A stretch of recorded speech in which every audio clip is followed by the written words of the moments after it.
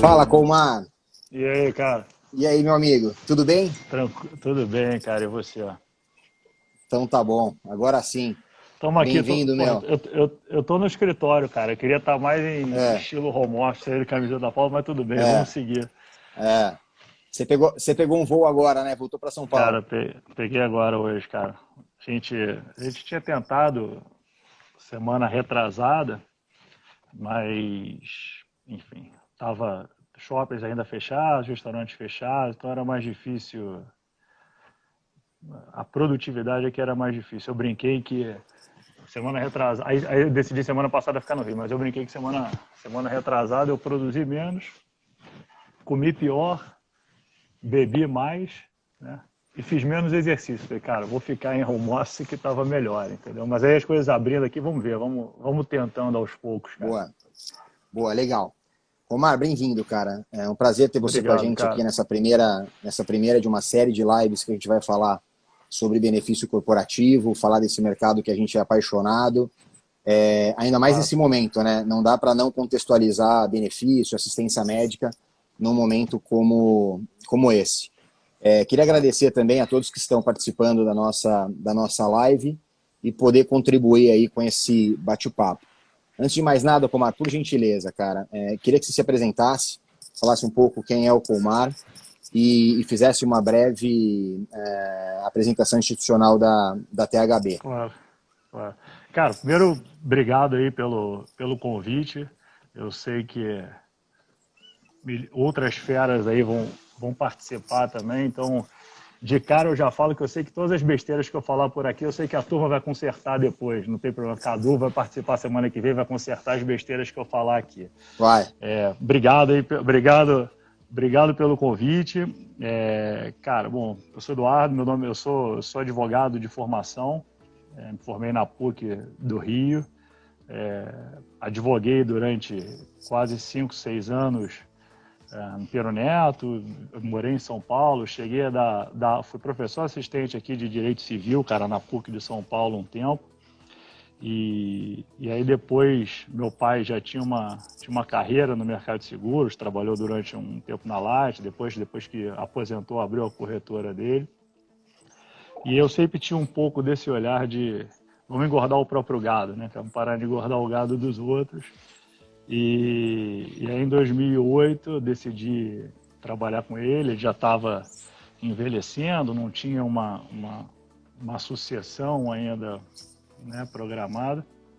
E aí decidi trabalhar com ele, mas a sucessão programada é o que eu digo, quer dizer, todo mundo quer a sucessão, mas não estava preparado para a sucessão. Uhum. Então foi um trâmite ainda familiar, mas foi interessante. E aí, em 2009, a gente acabou sendo convidado, entrou na operação lá da Brasil Insurance, e com 27, que eram inicialmente lá no pré-IPO, aí a gente entrou, e aí depois de 7 mais 1, a gente já tinha um namoro de 3 anos aqui com a THB, e aí quando acabou o No Compete, a gente acabou vindo para cá. E cá estamos aqui desde 2017, assim, um baita desafio muito bacana, assim, a turma aqui já era muito amiga, então facilitou muito a fluidez aí do negócio. A THB hoje é uma corretora com sede em Londres, né, que foi comprada, na Conterrânea verdade, nossa. exatamente, foi comprada pelo grupo Emos, que é um dos maiores grupos de wholesale nos Estados Unidos. Hoje, assim, ano passado, o grupo Emos, né, que acaba sendo o maior, colocou mais de 17 bilhões de prêmio no mercado, são mais de 5.500 funcionários ao redor do mundo, enfim, são 118 escritórios espalhados pelo mundo. E aqui no Brasil, a gente, ano passado, fez um pouco mais de, aproximadamente 1,2 bi de prêmio também, e metade disso, um pouco menos da metade na área de benefício.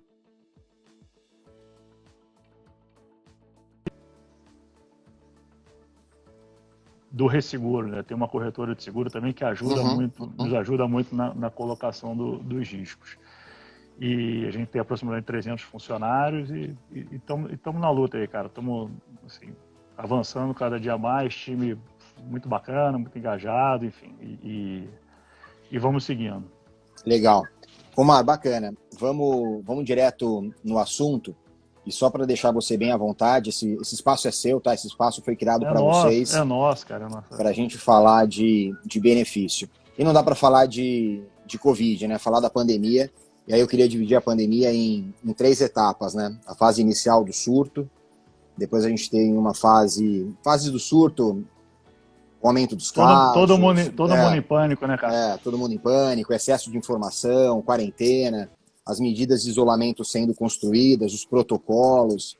Depois a gente entra sistemas de saúde no mundo como um todo sendo desafiados e colapsando dentro de cada realidade, de cada expectativa. Depois a gente entra numa questão que é o período de recuperação, né? Ou seja, controle dos casos, um maior conhecimento da informação. E aí vem aquele novo normal que muita gente vem falando e vem discutindo.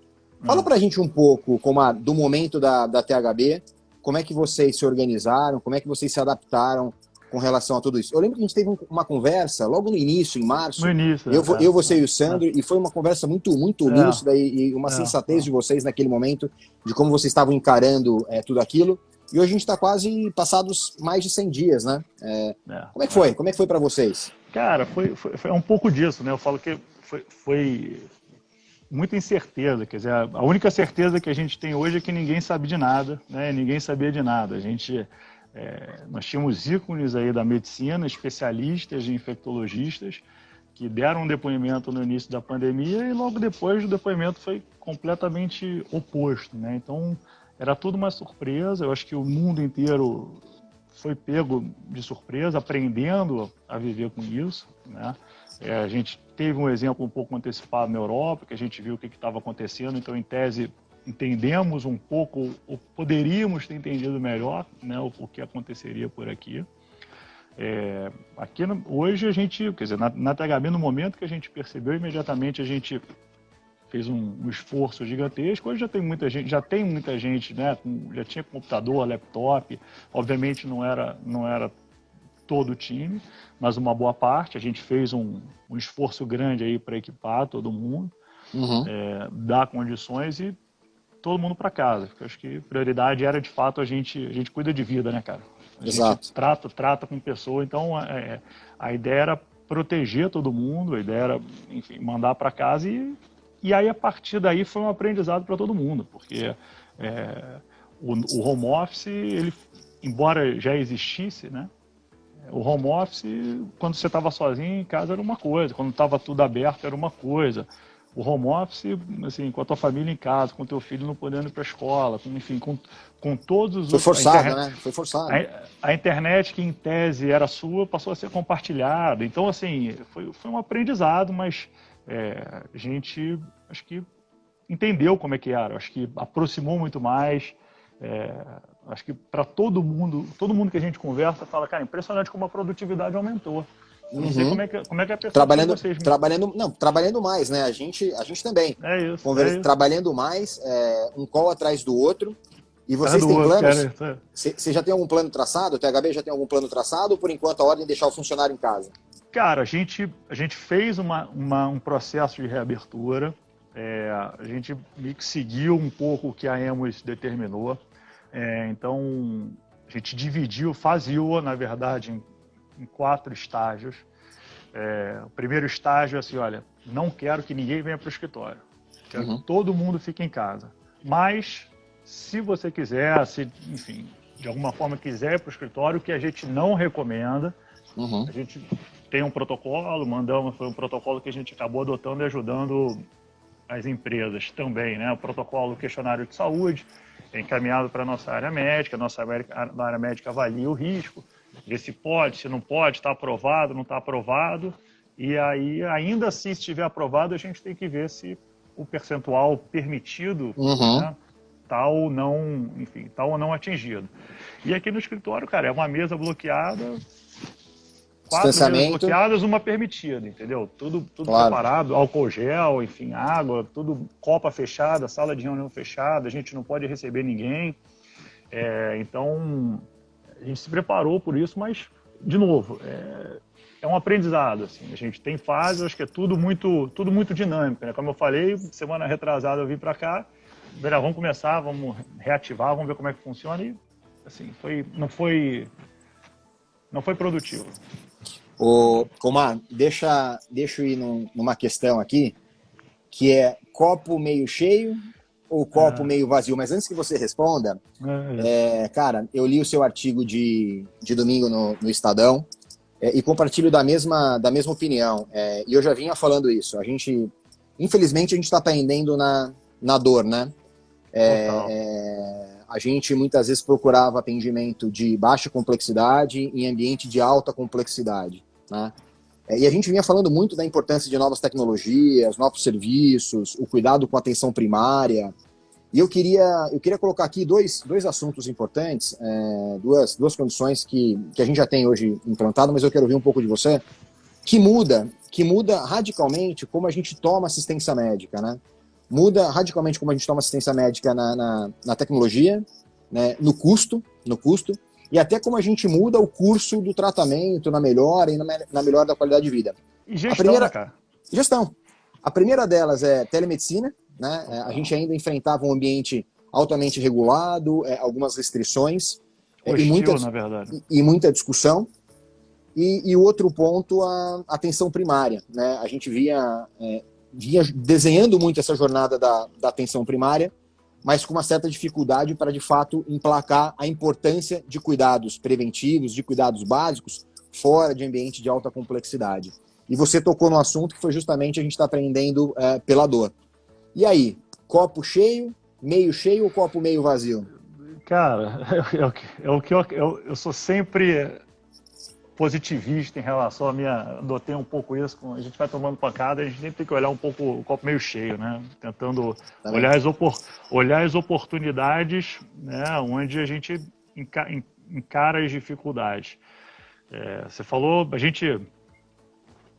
mas a gente fez um call aí durante a pandemia, né, que é um pouco do que a gente tinha falado, que é a gente compartilhar informação e construir junto. A gente precisa construir junto o mercado, a gente precisa construir uma conscientização maior, porque a gente está no mesmo barco. Literalmente, a gente está no mesmo barco, né? A sustentabilidade de estar no mesmo barco.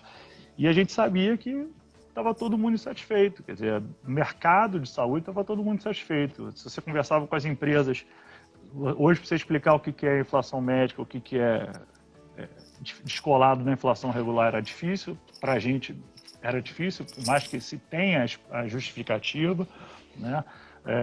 As margens das seguradoras também, com uma sinistralidade aumentando, o uso descontrolado, a gente sabe do número do índice de fraude que a gente tem, de desperdício, de fraude altíssimo também. Pelo nosso lado, as consultorias também, cada vez mais serviço agregado, mais tecnologia envolvida, com margens cada vez mais apertadas. Então, é o que você falou, no amor ou na dor, a gente precisava de alguma coisa. Veio na dor, infelizmente, mas na dor a gente vai aprendendo e vai enxergando essas oportunidades. E na minha leitura, e quando a gente fez aquela conversa durante a pandemia, em relação à telemedicina, a telemedicina, para mim, vai ser o grande legado dessa pandemia. Depois você pode falar os dados melhores aí de vocês, mas a resolutividade é altíssima para os procedimentos de baixa complexidade, né? Quando muitas das vezes o conforto, ele não é o conforto do ambiente hospitalar, para alguém estar se sentindo mal, o filho está se sentindo mal, você ir no ambiente hospitalar para se sentir melhor ou para voltar para casa com uma aspirina, com uma Novalgina, qualquer coisa que você... O conforto é muito mais a figura de um médico, né? Alguém com conhecimento, alguém com um CRM efetivo de falar, olha, fica tranquilo, toma isso, toma aquilo, que isso vai melhorar. Que está totalmente atrelado, né, à questão do chamado, do famoso clichê do médico de família, que é a atenção primária, que é você conhecer, enfim. Então, eu só espero, tem ainda uma discussão, né, que essa aprovação dessa telemedicina foi um pouco a toque de caixa por essa questão da pandemia, ainda tem um pouco de dúvida. Na minha visão, não deveria existir, mas se isso continua, se isso não continua, mas eu acredito que o grande avanço e eu acho que o grande ganho dessa pandemia junto com a conscientização, obviamente, questão de prevenção que a gente falou, mas é a telemedicina onde você vai conseguir efetivamente acessar a ponta final, que é o que a gente tinha, você sabe, a gente tem muita dificuldade, né? No entendimento, a conscientização, que a gente brinca, o seguro-saúde é diferente por exemplo, no seguro automóvel, você não, só porque tem o seguro de carro, você não vai pegar teu carro e bater no poste porque você tem o seguro, né? Mas o seguro-saúde, muitas vezes, o cara vai no hospital fazer consulta porque tem, então, e não de uma forma consciente. Então, a ideia é que a telemedicina seja esse canal para a gente chegar na ponta final e ter essa atenção primária e entender que esses procedimentos de baixa complexidade obviamente, não vai evitar que você vá no hospital, não é para você entender que aquele uso deve ser de forma consciente e que a resolutividade é melhor. E esses dados a gente consegue trabalhar também melhor, né? Porque a partir do momento que você começa a ter consultas a partir da própria telemedicina, você tem essa atenção primária, com essa atenção primária você consegue gerir os dados melhor, né? E gerindo esses dados melhor, você vai girando a máquina para que os resultados também sejam melhores, né? De utilização e de utilização consciente. Ô, Comar, você tocou numa palavra aí que é dado, né? E dado hoje é moeda de troca, né? Tudo é dado. Eu já vou linkar uma próxima pergunta com relação ao dado, mas eu só queria falar um pouquinho da nossa opinião com relação à telemedicina, né? Eu também compartilho da mesma opinião que a sua. Se você puder compartilhar aquilo que a gente conversou dos dados da CarePlus, cara, isso é sensacional. Naquele momento a gente estava falando de low-touch economy, né? Serviços que eram voltados para dentro de casa, para o beneficiário, e a gente sempre procurou ter uma ótica muito individual, né? Uma ótica médica muito individual. Aqui na CarePlus, nada é tomado pela média ou pelo coletivo. A gente tem uma ótica muito individual e a gente tem como premissa o dado, né? A gente usa de fato o dado para a tomada de decisão. Então, por exemplo, a telemedicina, a gente já tem mais de 2 anos a telemedicina implantada na carteira, né? E hoje a gente consegue, numa base muito robusta, ter uma informação muito sólida para onde ela é indicada, claro, para baixa complexidade, onde ela é 80% resoluta, ou seja, ela não demanda um segundo atendimento. Não. Ela o nível de resolutividade da telemedicina, ela é muito alta, ela é muito eficaz. E tem um fator importante também, ela tem um custo médio muito menor ao custo médio físico presencial dentro de um pronto-socorro. Então, ela, como eu falei, ela tem mudado a maneira como a gente toma assistência médica, e eu acho que esse é o legado, né? E tem que ficar. E a gente não está falando só da telemedicina, né? A gente está falando das outras teles. A gente já tem implantado dentro da carteira telepsicologia, por exemplo, doença mental, as questões mentais. Outro ponto gravíssimo, né, cara, que foi a questão da pandemia. Pois é. E a gente trazer como a gente coloca em condições de igualdade o tratamento das questões mentais com as questões físicas, mas pegando um pouco o dado, né? Você falou do dado, eu vou linkar com a telemedicina, porque a telemedicina também não deixa de ser dado, né? Todo touchpoint que você tem com o beneficiário, com o prestador, ele te gera um dado. E aqui na CarePlus a gente tomou uma decisão alguns anos atrás de criar uma área de Data Analytics, né? Ou seja, não simplesmente uma empresa que fala que usa o dado para tomar de decisão, mas trazer de fato uma equipe multidisciplinar, estatístico, engenheiro, cientista de dado, olhar o dado como ele deve ser olhado, usar o algoritmo, usar a fórmula. E uma vez que eu conheço uma população e tenho uma base, a gente consegue entender uma população que pode predispor a uma condição. Quando eu conheço uma população que pode predispor tal condição, naturalmente eu consigo trazer ações de gestão de saúde para melhorar o curso dessa doença, melhorar o curso desse tratamento, melhorar o curso, inclusive, do comportamento desse sinistro. E tem um fator importante também, né? Que eu agrego o dado para a tomada de decisão de qual é o melhor prestador que entrega o melhor desfecho clínico, o melhor desfecho médico. É isso. E aí a gente fecha com uma coisinha que todo mundo quer falar, né? Que é a experiência do beneficiário. Gostou, não gostou, foi bacana, não foi bacana.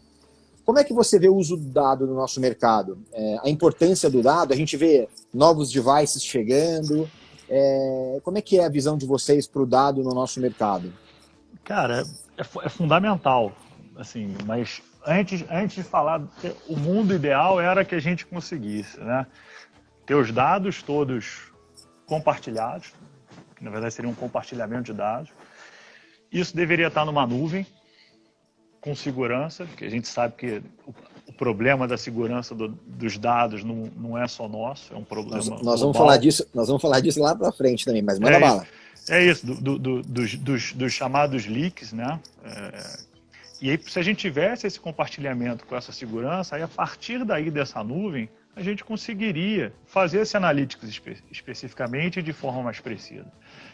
A gente tem um problema hoje, embora os dados sejam da empresa, os dados sejam nossos, meu, teu, enfim, de todo mundo, a gente sabe que, assim, se sai de uma seguradora e vai para a Careflux, se sai da Careflux e vai para outra seguradora, os dados não vão. Porque, na verdade, você começa a analisar uma sinistralidade diferente. Então, em tese, tem aquele gap de 2, 3 meses para a gente continuar trabalhando o dado, principalmente se você não estiver gerindo isso. Uhum. Da mesma forma que se você vai hoje no Sírio com um pedido de ressonância, você vai fazer a ressonância. Se você for amanhã no Einstein, com outro pedido de ressonância, vai fazer a ressonância.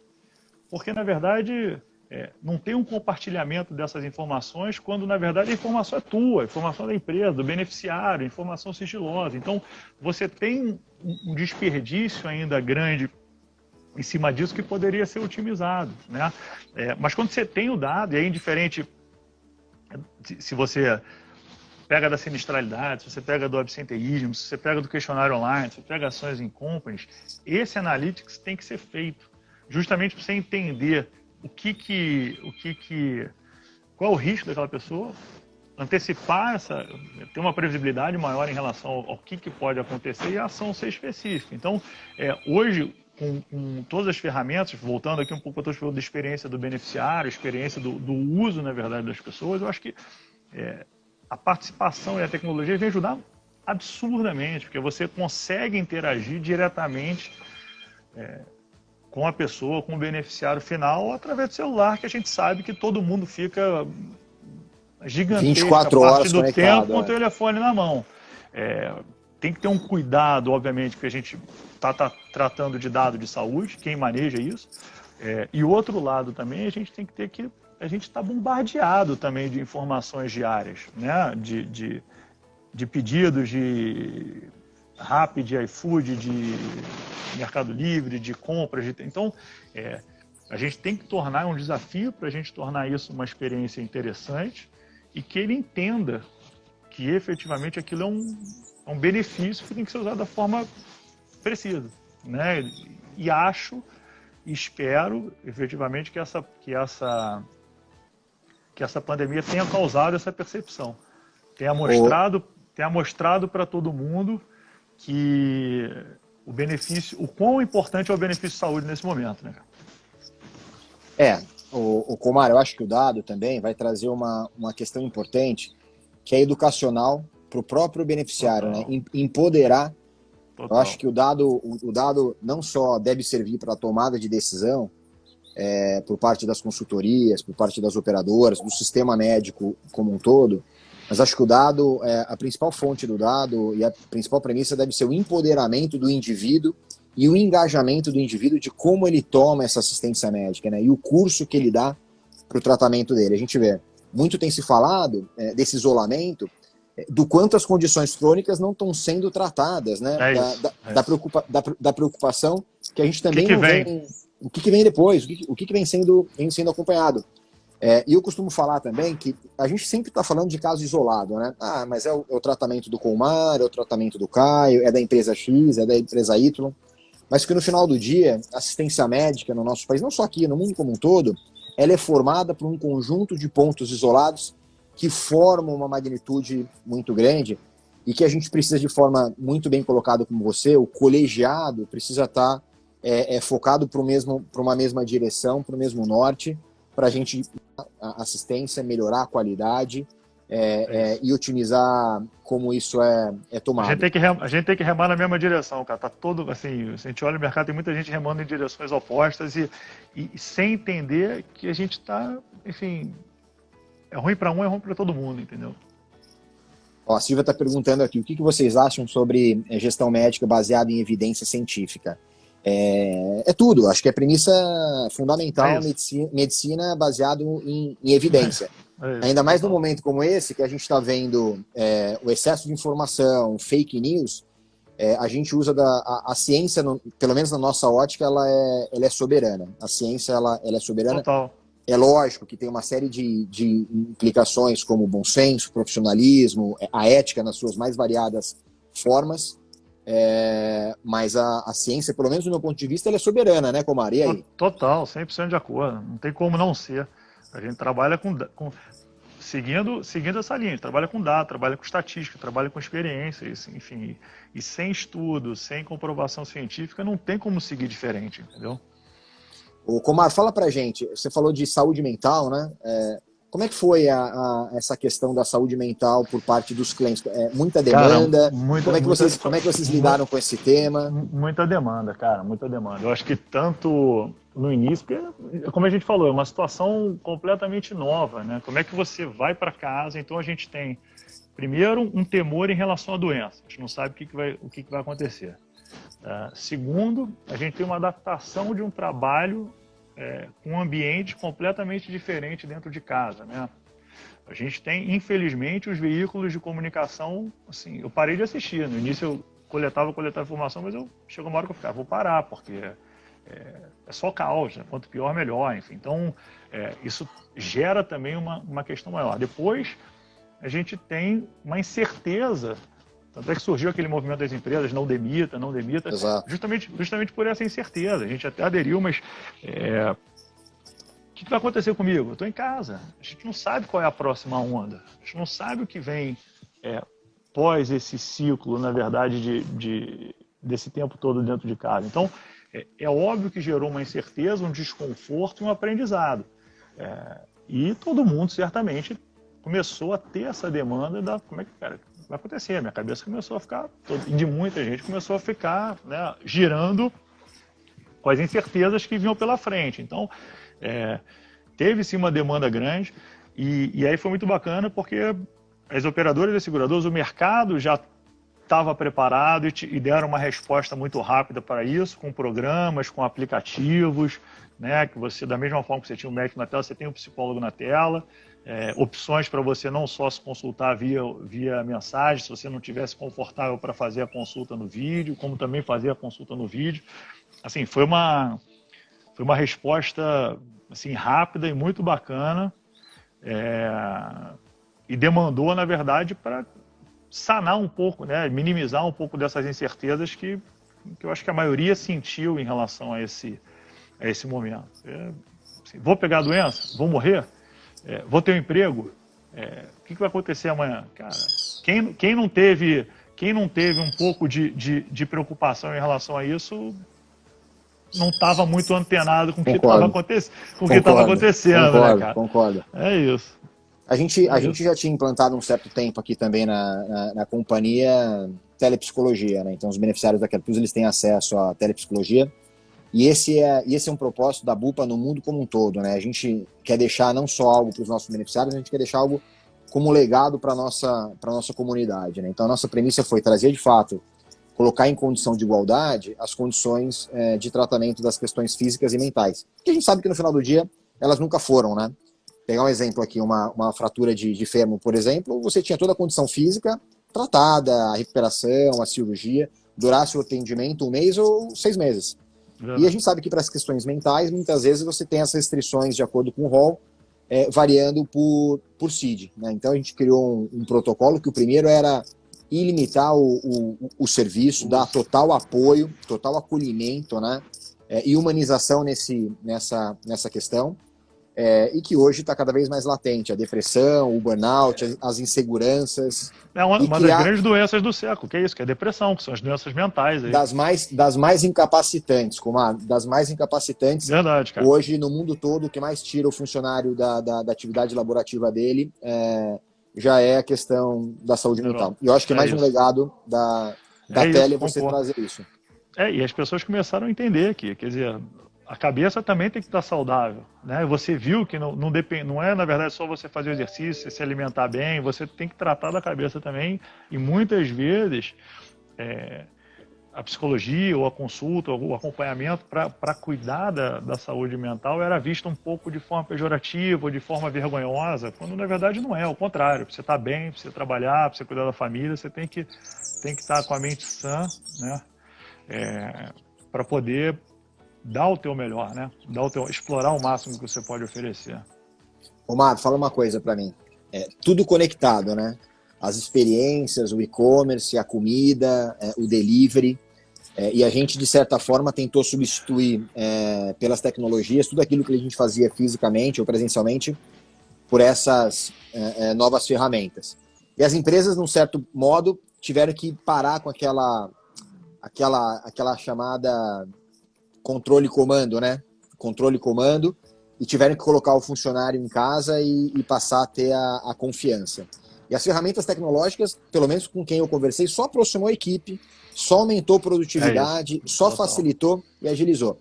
Como é que ficam as relações do ponto de vista de vocês para o cliente, do aspecto da venda e do aspecto do atendimento ao cliente, do relacionamento? Como é que ficam as relações comerciais no nosso mercado? Cara, tá aí mais um grande desafio, né, cara, pela frente.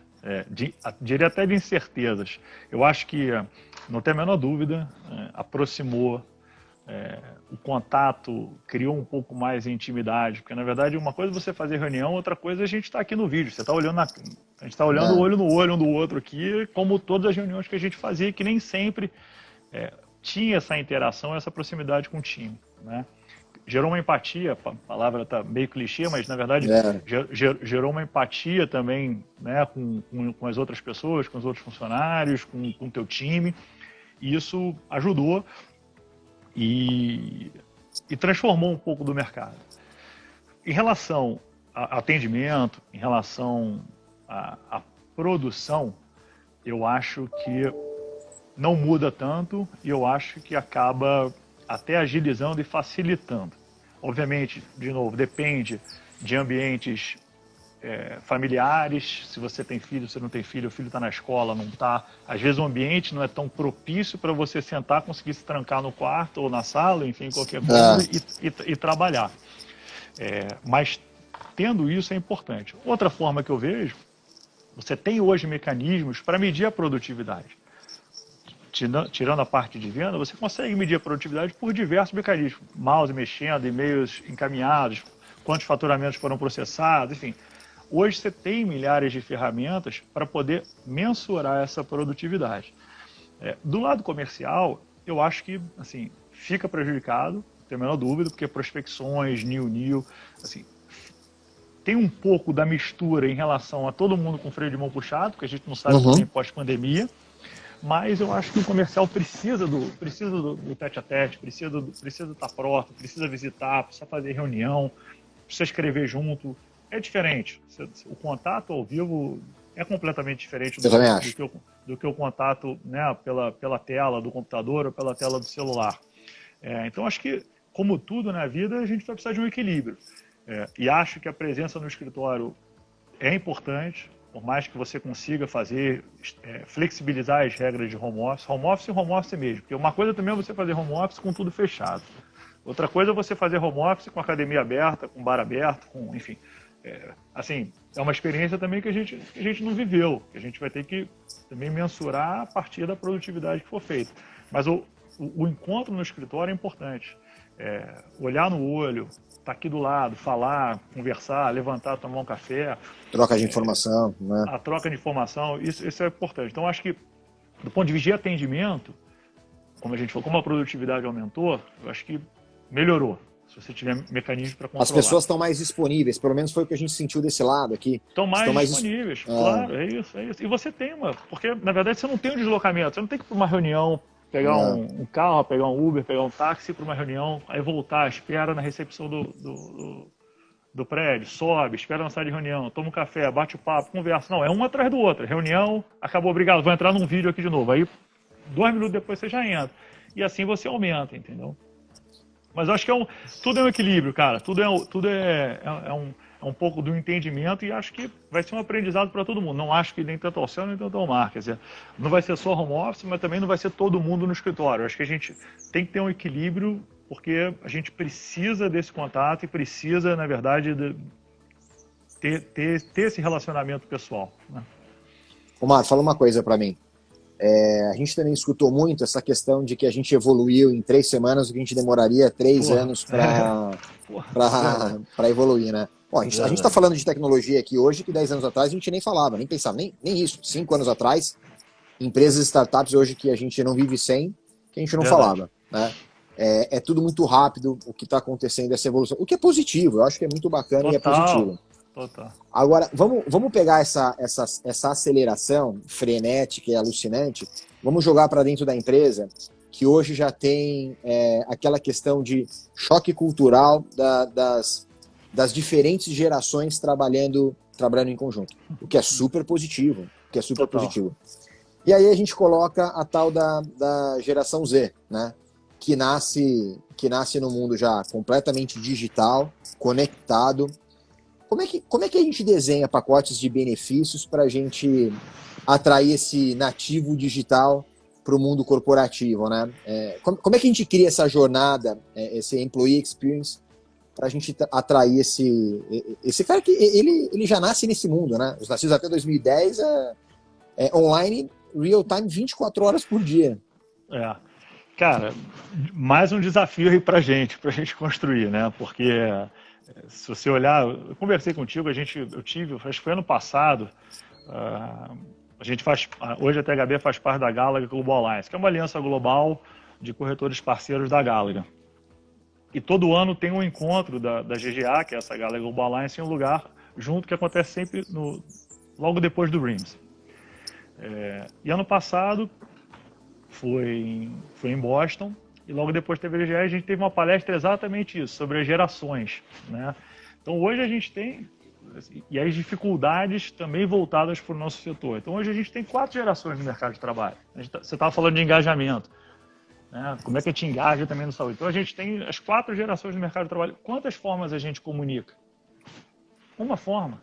E aí não estou falando só da gente no mercado de saúde, não. Você vai na televisão, você vai nos jornais, é uma comunicação para 4 gerações com percepções completamente diferentes, né? E como é que a gente espera o resultado para todo mundo comunicando da mesma forma com pessoas que têm essa percepção diferente? Então, de novo, é um aprendizado e a gente sabe que dentro dessa palestra o cara falou que até 2025, 75% do mercado vai ser dos millennials e da geração Z. E depois vai ser e os 25% vai ser o resto. Então, ou a gente aprende, ou a gente aprende. Não tem muita alternativa. Acho que tecnologia muito forte, tentando dar essa experiência, tem a questão da satisfação, do impacto social, do que quer entregar, mas também é tudo muito novo, porque eles também estão entrando no mercado de trabalho. E por mais que a gente tenha um engajamento muito forte e as inovações aconteçam de uma forma muito rápida, tem também o processo, tem uma máquina, tem um mercado acaba se autorregulando, né? Essa experiência, obviamente, vai ser digital. No saúde, a gente tem uma questão um pouco mais complicada, que é a questão, né, são dados médicos, então a contratação digital é mais...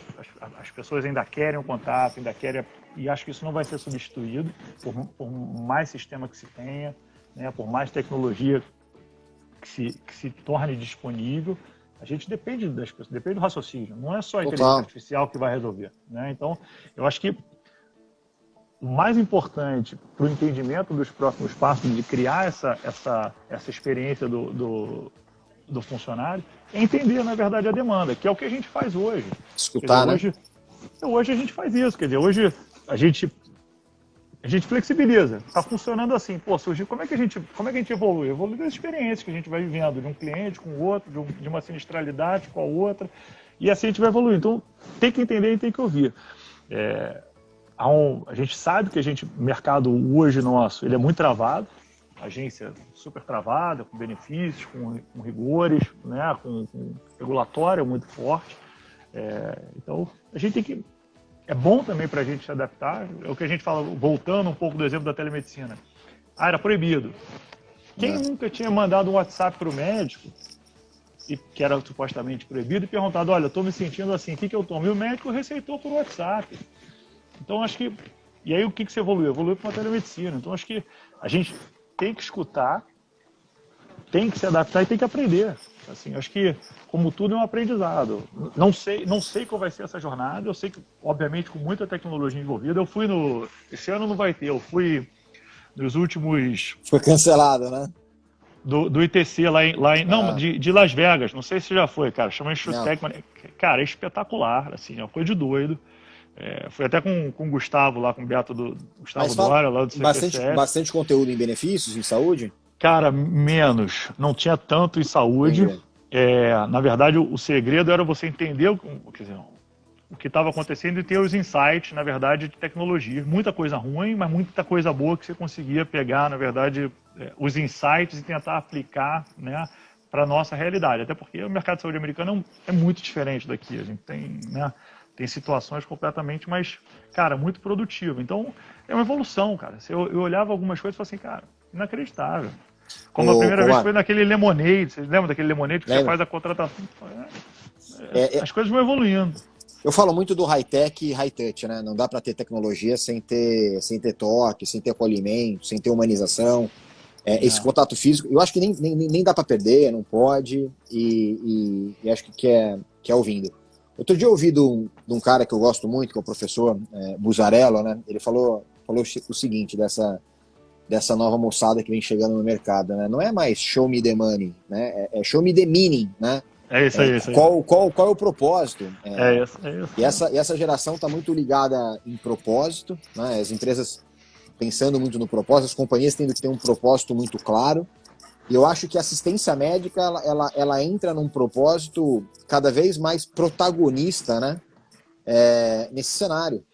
É o cuidado, é a assistência, é o valor à vida, né? E a gente percebeu que diante de tanta tecnologia a gente foi incapaz de prever um vírus, né, invisível.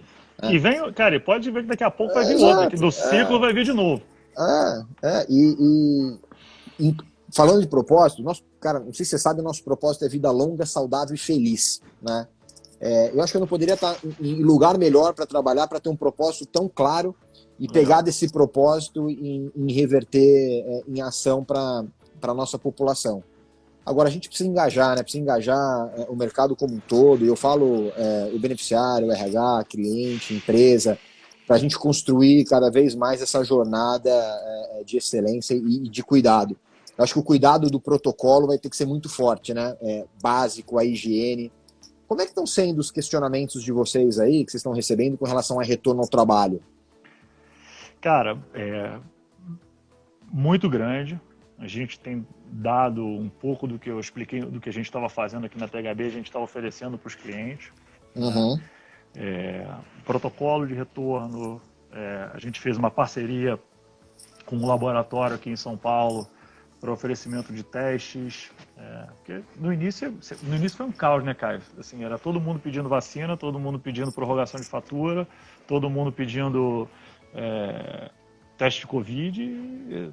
Foi meio que foi a fase inicial que você falou do pânico. Mas eu acho que o trabalho agora do retorno está sendo exatamente focando no mapeamento da saúde mental dos funcionários, mapeamento da saúde física das pessoas, entendimento do ambiente familiar que ele vive para saber se tem ou não tem condições de voltar, né? E um mapeamento clínico também em relação a testes, a anticorpos, enfim, para a gente conseguir dar uma segurança para as empresas, retorno, né? Principalmente para os beneficiários, para que o retorno seja feito da melhor forma possível. Não tem como obrigar alguém a sair de casa, não tem como obrigar alguém a ficar em casa. Mas a gente tem que proteger quem quer sair e tem que proteger quem quer ficar. E uma das coisas que eu acho que vai ser tão importante quanto a análise da sinistralidade nesse momento, que é o que a gente já fazia antes, mas acho que vai ter um foco tão grande, que é a questão do absenteísmo. Para a gente entender como isso acontece, para controlar e entender esse custo do absenteísmo, porque a gente sabe que muita coisa vai acontecer nesse período de retorno, de incerteza, de insegurança, enfim, para que as empresas consigam voltar a produzir, cara. e voltar a produzir, gerar emprego, a economia voltar a gerar. Não sei se você viu ontem o dado que o mês de junho foi o mês que mais arrecadou impostos aí, mais até do que o ano passado, que foi um excelente sinal. Tomara que isso seja recorrente, né?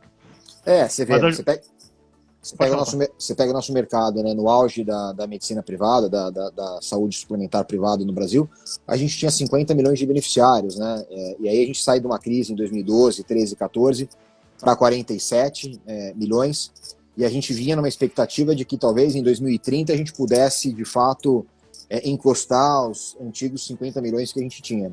Isso vai frear fortemente, de novo, o crescimento da medicina privada no Brasil, que é um pouco do que você está falando da preocupação com a gente crescer. E a gente não sabe qual é a próxima onda, porque teve, na verdade, aquele programa de manutenção dos empregos que refletiam a obrigatoriedade de permanência de mais 3 meses. Então, esses 3 meses próximos, antes da possibilidade de demissão, vamos falar assim, é que a gente vai perceber qual vai ser a onda que efetivamente vai atingir a gente. E a gente sabe que a saúde privada é diretamente relacionada a isso, com a quantidade de empregos envolvidos, né? Ô Comar, fala uma coisa para mim, um pouco nisso aí, baseado aí na experiência de vocês e na visão de vocês. Quais foram os setores que mais sofreram nessa crise, nessa pandemia?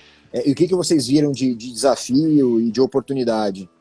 Cara, quais os que não sofreram, né? É verdade. Assim, eu acho que varejo muito, né, cara? A gente já vinha, na verdade, um processo não tão de reaceleração, mas acho que varejo sofreu muito, indústrias adaptadas para a produção em relação à ajuda até do Covid, mas eu acho que foi uma reação em cadeia. E eu diria que todo mundo que não tivesse envolvido na linha de supermercado, né, na linha de mercado, na linha médica, com as farmácias, ou na linha de logística, sofreu. Né? Assim, imagina loja de roupas, imagina, enfim, venda de bens supérfluos, isso obviamente sofreu. As pessoas pararam de comprar, primeiro porque deixaram de ir à rua, e segundo, porque você tinha aquela preocupação normal de novo, o que acontece amanhã? Eu preciso segurar, preciso guardar dinheiro, né? E isso como eu disse, é um efeito em cadeia. Provavelmente vocês devem ter, assim, o nicho da Carplus é um nicho um pouco diferenciado, né? Mas certamente muitos dos clientes perderam muita receita desse período decorrente da atividade.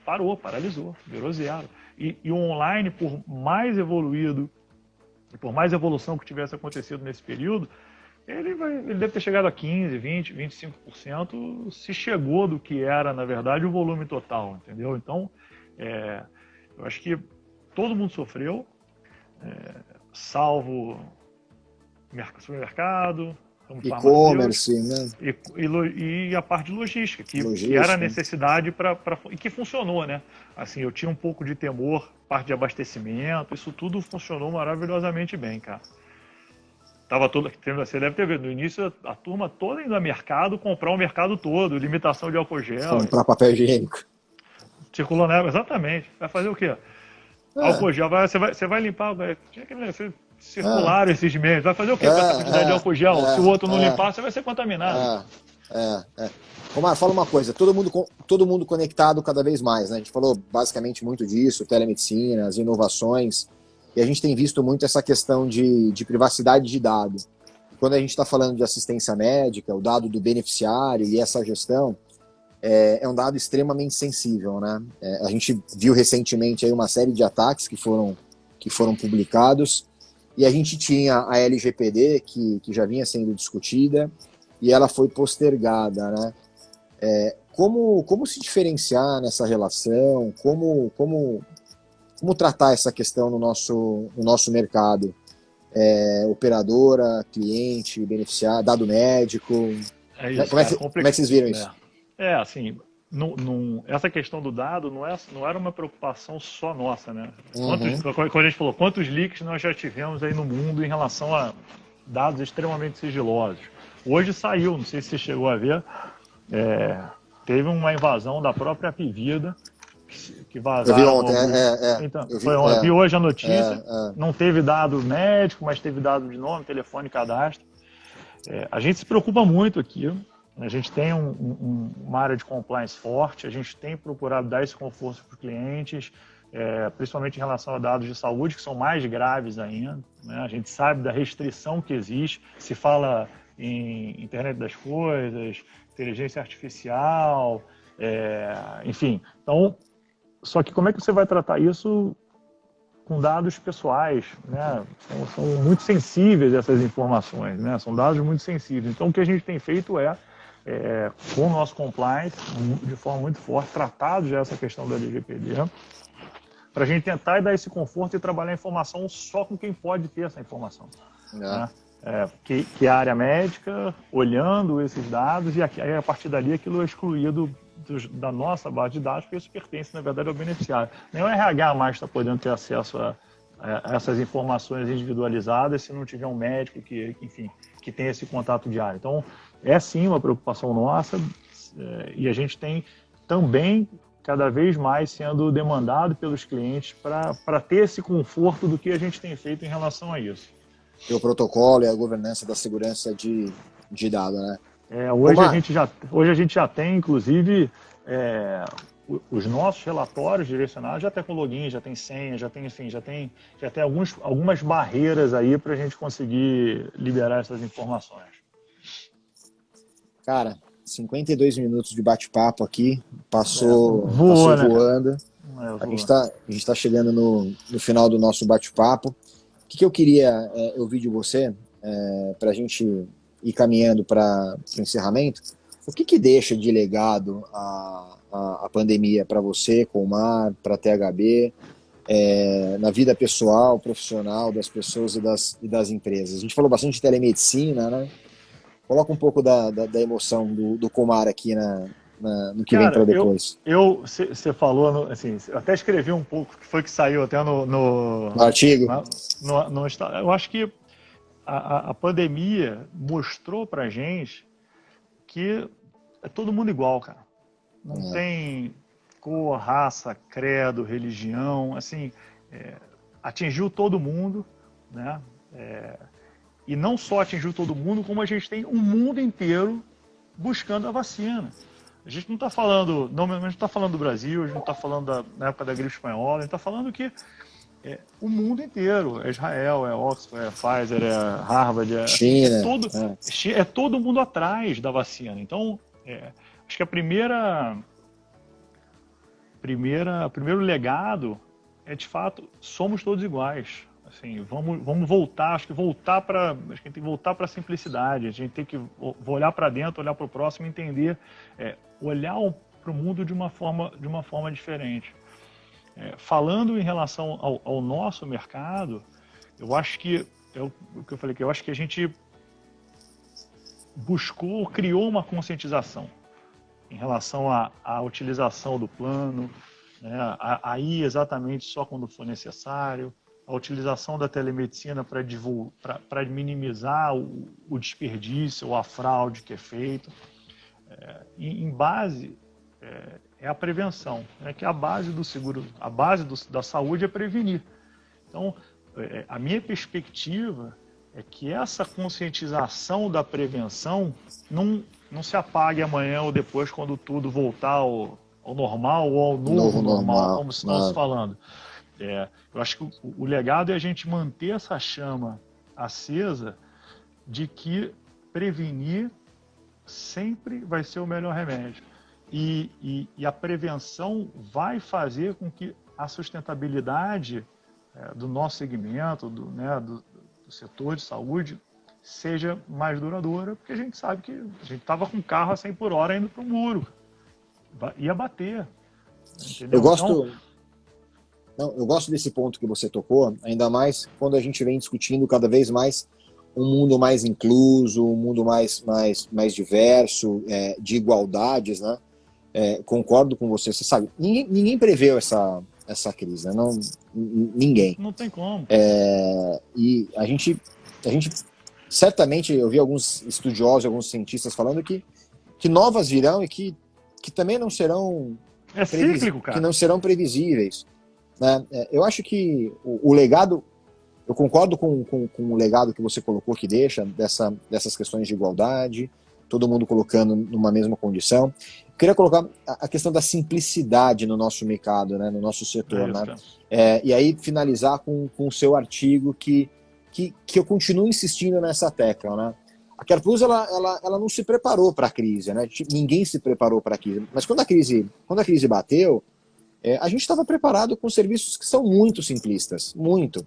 Que era a inovação da telemedicina, que era a criação do médico em casa, de você poder fazer um atendimento, uma coleta de exame dentro de casa, uma telepsicologia, a atenção primária que a gente tanto falava, né? E a gente brigando com o mercado de que, olha, não é no alta complexidade que se trata a baixa complexidade de novo. Acho que tem uma série de serviços alternativos e substitutos para a gente trazer uma medicina mais integrada, uma medicina mais holística, baseada em evidência, como colocaram aqui. Eu acho também que deixa um pouco para a gente ter um olhar um pouco mais simplista do que de fato importa na vida das pessoas com relação ao cuidado. E até o nosso próprio autocuidado, né? Acho que vai exigir da gente um autocuidado cada vez maior e mais atento nessa questão. E super feliz de saber de como a THB vem se posicionando no mercado, de como você vem tratando os assuntos. Super prazer ter você aqui, Komar. Olha, a gente vai fazer uma série de lives, eu acho que foi uma abertura grandiosa poder contar com vocês. E espero que você tenha gostado, espero que quem tenha nos assistido tenha gostado. Esse canal ele foi criado exclusivamente para vocês. Que são responsáveis por intermediar toda essa relação tão importante e colocar na mão dos nossos beneficiários algo que é altamente precioso. E que a gente sabe que ele é muito valorizado dentro das companhias e dos beneficiários. Então, cara, meu muito obrigado para você, Komar. Foi um prazer ter você aqui. Esse carioca que é natural de São Paulo, né, Komar? Na ponte aérea, carioca. Ponte carioca aérea. Trabalhando só, estou na ponte aérea, Legal, permaneço. Cara. Obrigado, cara. Obrigado aí pelo convite. É um prazer, na verdade, acho que a gente já troca muita bola e é o que eu sempre falo, quanto mais gente boa e junta estiver remando na mesma direção, vai gerar mais frutos e benefícios para todo mundo. Eu bato nessa tecla, a gente está no mutualismo, não interessa se eu estou na empresa A ou na empresa B, se eu estou na seguradora A ou na seguradora B. As consequências atingem o coletivo, né? Total. Então, quanto mais a gente conseguir atingir essas pessoas, né, e mostrar que o caminho e que o grupo é o mesmo, mais sucesso a gente vai ter, mais para frente a gente anda e com isso a gente leva para onde a gente quer o mercado, que de fato é para uma sustentabilidade maior. Cara, brigadíssimo pelo convite. Imagina. Foi um prazer. Baita bate-papo, cara. Espero que a turma tenha gostado. Obrigado aí por todo mundo que compareceu e vamos nessa. Até a próxima, Komar. Obrigado a todos que ficaram com a gente até aqui. Um abração. Obrigado, cara. Um abração, cara. Tchau, valeu. Tchau.